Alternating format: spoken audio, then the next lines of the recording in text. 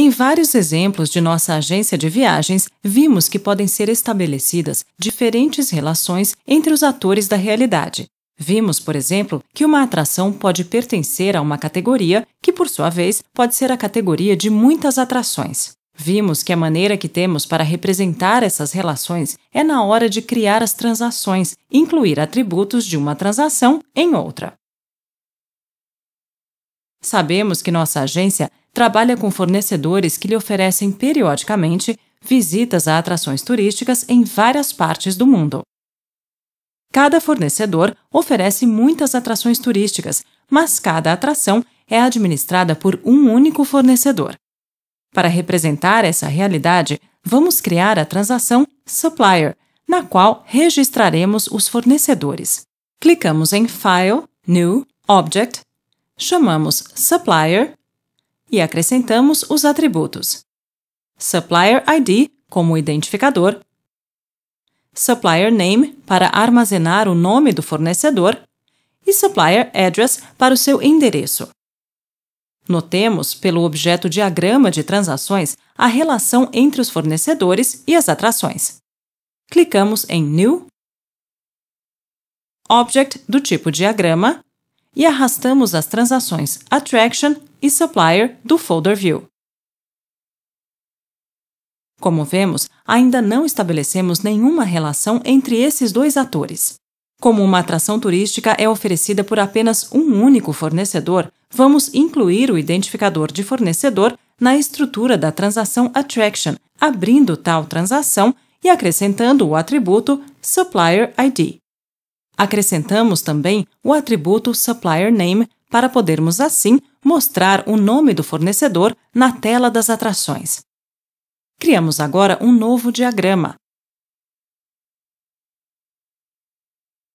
Arrastamos ambas as transações novamente e vemos que há uma seta simples apontando em direção a Supplier e uma seta dupla em direção a Attraction, indicando que uma atração tem um único fornecedor e que um fornecedor pode oferecer muitas atrações. Recapitulando, se acrescentarmos o identificador de uma transação a outra transação, que, como já vimos, cumprirá o papel de chave estrangeira, fica estabelecida uma relação de 1 para muitos, também chamada 1 para N, em que o lado muitos da relação é onde está a chave estrangeira.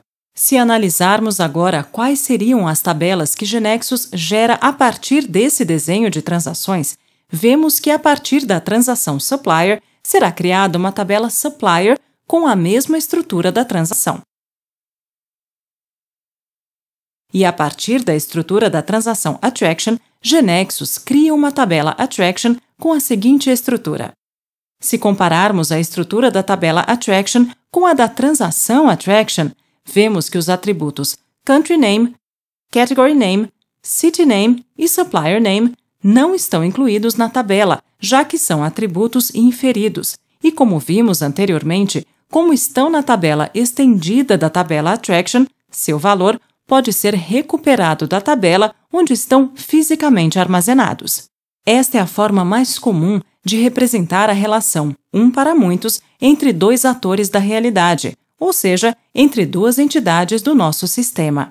No entanto, há outros casos de relações 1 para muitos, mas nessas usaremos outro tipo de representação. Vamos lembrar o caso dos voos, em que um voo tem muitos assentos e cada assento pertence a um voo, ou seja, uma relação de 1 para muitos. Vamos abrir a estrutura da transação Flight para ver como representamos essa relação. Vemos que, neste caso, o assento, seat, está como um segundo nível na transação Flight. Dessa forma, qual a diferença desta relação de 1 para muitos da relação de 1 para muitos que vimos entre as atrações e seus fornecedores? Por que não representamos da mesma maneira, com o mesmo desenho de transações, ambos os casos? Não faz sentido existir assentos se não estiverem num voo, isto é, não faz sentido considerar um assento sem que esteja relacionado sempre ao voo que pertence. Entretanto, uma atração poderia não ter um fornecedor que a oferecesse, existindo por si mesma. A outra diferença é que quando inserimos os dados de um voo, já inserimos também os dados de seus assentos. Da mesma forma, quando inserimos uma fatura com suas linhas, inserimos de uma única vez toda a informação.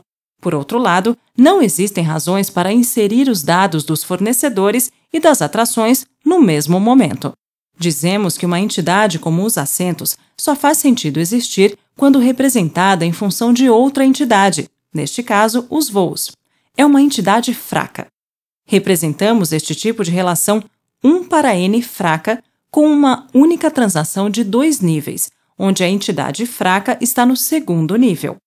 Diferente da relação de 1 para n de fornecedores e atrações, na qual criamos 2 transações e colocamos uma como chave estrangeira da chave primária de outra. Até agora, vimos relações 1 para muitos, mas este não é o único caso da realidade que devemos representar. Imaginemos, por exemplo, que a agência de viagens nos informa uma mudança em sua realidade. Cada fornecedor oferece muitas atrações turísticas, como vimos até agora, mas cada atração pode ser administrada por vários fornecedores, e não por um, como até o momento. Ou seja, a relação entre fornecedores e atrações já não seria 1 para muitos, mas muitos para muitos. Como representamos isso em GeneXus? A solução é utilizar 2 transações, uma para cada entidade. Além disso, acrescentamos uma delas como segundo nível da outra. Fazemos isso levando em consideração como os dados serão inseridos, se a partir do fornecedor e todas as suas atrações turísticas, ou a partir da atração e todos os seus fornecedores. Neste caso, o mais lógico é que quando formos inserir os dados de um fornecedor, já inserimos todas as transações que este fornece. Façamos isso em GeneXus. Abrimos a transação Attraction, tiramos os atributos Supplier ID e Supplier Name e salvamos. Agora, abrimos a transação Supplier, onde acrescentamos um segundo nível e acrescentamos os atributos Attraction ID, Attraction Name e Attraction Photo. Como vemos, o segundo nível ficou com o nome Attraction. Veremos como ficou esta relação criando um diagrama novo. File, New, Diagram, e arrastamos as transações Attraction e Supplier ao diagrama. Agora, já existe uma seta dupla em cada extremo da relação, o que indica que a relação é de muitos para muitos. Isto é, uma atração é oferecida por muitos fornecedores, e um fornecedor fornece muitas atrações. Vejamos agora as tabelas que o GeneXus criará a partir do desenho anterior. Vemos que encontramos uma tabela Attraction, uma tabela Supplier e uma tabela chamada Supplier Attraction. Devemos criar um objeto diagrama novo e arrastar as 3 tabelas ao diagrama. Devemos observar que, neste caso, GeneXus cria uma tabela para cada transação que intervém na relação muitos para muitos, Attraction e Supplier, mas cria também uma terceira tabela, chamada Supplier Attraction, para estabelecer a relação.